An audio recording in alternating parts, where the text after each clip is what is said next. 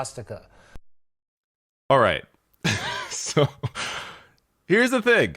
You don't have to do all those things that he just said. I mean, you can if you want. You could try standing on your head. But regardless, whether you're upside down or not, you'll be able to tell that this is, in fact, a swastika.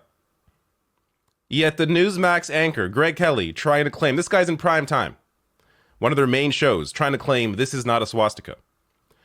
So just the full tweet here from Brian Tyler Cohen. The Allen, Texas mass shooter's profile on a Russian social media site has been found. He posted a photo of Nazi tattoos and reconnaissance photos of the outlet mall weeks prior. He also posted the right-wing YouTuber Tim Pool. Yes, also interesting. Worth noting here, Ben Shapiro, as Benjamin Dixon tweets out, Ben Shapiro inspired the mass shooter who killed 6 worshippers at a mosque in 2018. Tim Pool inspired the shooter in Allen, Texas, who killed 8 shoppers, including children. Right-wing media is stochastic terrorism and needs to be treated as such. And I will link to this below. In case you're not familiar with that mosque, what happened to that mosque shooting, and what inspired it, I will share the Montreal Gazette story here. But let's finish whatever's left here. All right. This is what they do now. This is what it's all about. Trying to tarnish or somehow diminish the other side by any means possible. This, again, totally pathetic. Now, in the who's trying to tarnish the? No one's claiming he's a Trump voter. Maybe he is, but no one's claimed that. There's only people pointing out that he has a swastika and the SS symbol on his arm. Like the. Who is painting the other side? This is who the man is. So if you take offense to this, that tells a lot more about you than anybody else. This is so absurd. Like, why would you be jumping in to defend this or try and act like he's not a white supremacist? Unless, as I said, you know your audience and you yourself are one. Now, as Forbes writes here, social media swamped with photo blaming wrong guy for mass shooting at Texas Outlet Mall, and they show the Greg Kelly image here. Here's another example. This was during Eric Bolling, The Balance, his show on Newsmax. So again, they showed the wrong image.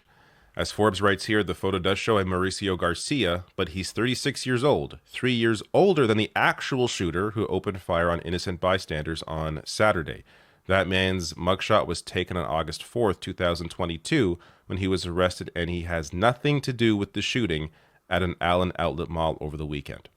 So this shows just how Newsmax and a lot of these right-wing outlets, because this was spread largely through right-wing channels online, just how there's no fact checkers. And they don't even care to fact check. They just, oh, he has the same name, that must be him. Or maybe it's somebody else.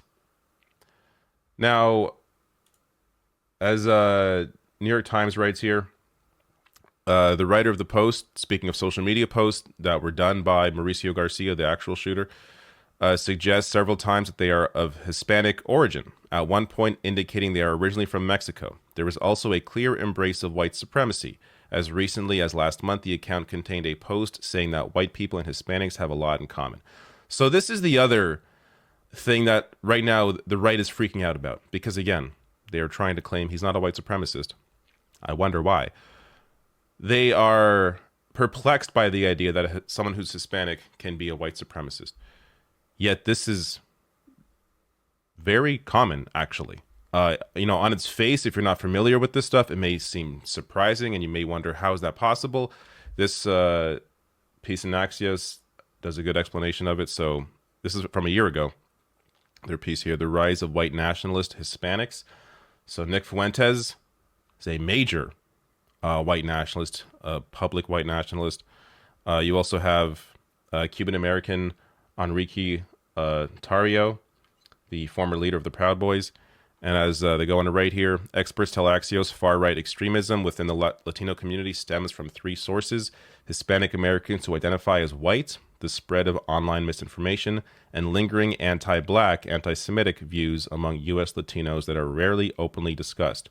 Brian Levin, director of the Center for the Study of Hate and Extremism at Cal State University, said in an interview that the trend is part of the mutation that takes place as the racist fringe tries to become more mainstream. Racism is deeply rooted in Latin American and Caribbean nations, where slavery was common. Tanya Hernandez, a Fordham University law professor and author of the upcoming book Racial Innocence, Unmasking Latino Anti-Black Bias, told Axios, in Latin America, white supremacy is alive and well. Even families who have been in the U.S. for generations can often bring those biases with them. And then they go through several examples of Latino individuals who committed hate crimes. So I'm not going to, there's no need to read through all that, but this is common. So it's not, at least common within the context of white supremacy. So it's not like this is some, a rare occurrence to have someone who espouses these views who is Latino, but more here. So the right also, like this, the conspiracies are just ridiculous. So Kyle Becker here saying, why are the Allen Mall shooters tattoos so damn fresh?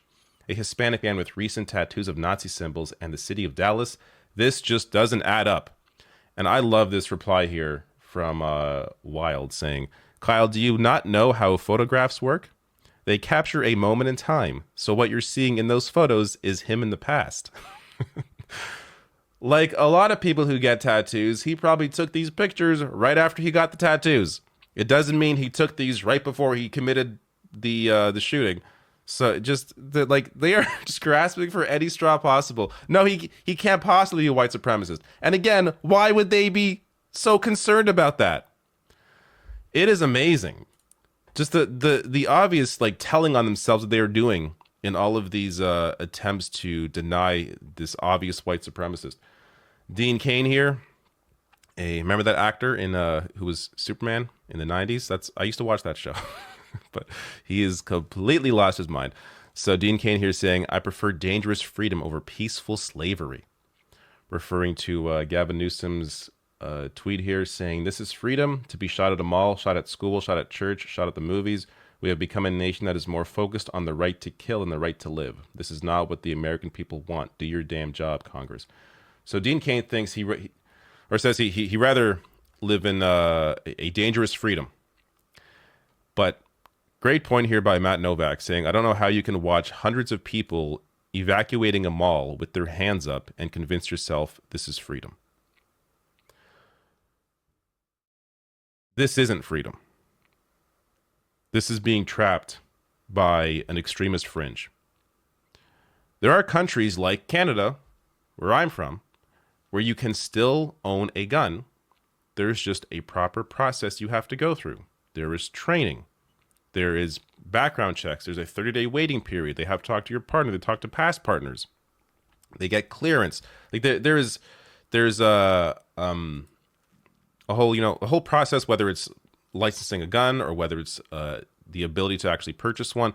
There's a long, deep process to do so because, of course, a firearm is incredibly dangerous and only has one use: hurt things. So why would you just give those out like candy? Because when you do, this kind of thing happens on a consistent basis.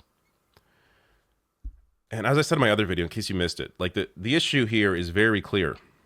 It is the guns.